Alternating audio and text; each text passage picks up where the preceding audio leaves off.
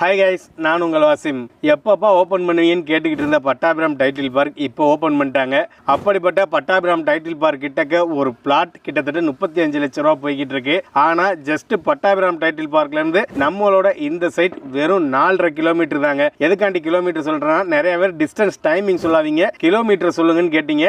அவங்களுக்காண்டி தான் அவ்வளோ வேல்யூவான இடத்துல லொக்கேட்டாக இருக்கிற நம்மளோட இந்த சைட்டில் ஒரு பிளாட் விலையோட கம்மியாக ஒரு இண்டிவிஜுவல் வில்லா கட்டித்தராங்கன்னு சொன்னால் உங்களால் நம்ப முடியுமா? ஆனால் அதுதான் உண்மை. இந்த சரௌண்டிங்கில் ஒரு பிளாட்டு கிட்டத்தட்ட 35 லட்ச ரூபா போய்கிட்டு இருக்கு. ஆனால் நம்மளோட இந்த ப்ராஜெக்டில் ஒரு இண்டிவிஜுவல் வில்லா வெறும் 30 லட்ச ரூபாய்க்கு கன்ஸ்ட்ரக்ஷன் பண்ணி தந்துக்கிட்டு இருக்காங்க. அதுவும் நம்மளோட இந்த ப்ராஜெக்ட் சிஎம்டிஏ லிமிட்டுக்குள்ளே வந்துடுது. சிட்டி லிமிட்டுக்குள்ளே ஒரு 30 லட்ச ரூபாய்க்கு இண்டிவிஜுவல் வில்லா, அதுவும் பட்டாபிராம் டைட்டில் பார்க் பக்கத்துலங்கிறது சொன்னால் நம்பவே முடியாது. ஆனால் அதுதான் உண்மை. நம்மளோட இந்த மங்கல்யா சிட்டி சைட்லேருந்து எக்ஸாக்டாக ஆவடி பஸ் ஸ்டாண்டாக இருக்கட்டும், ஆவடி ரயில்வே ஸ்டேஷனாக இருக்கட்டும், அதிகபட்சமாக போனாலே ஒரு 15 நிமிஷம் டிஸ்டன்ஸில் ரீச் பண்ணிக்க முடியும்.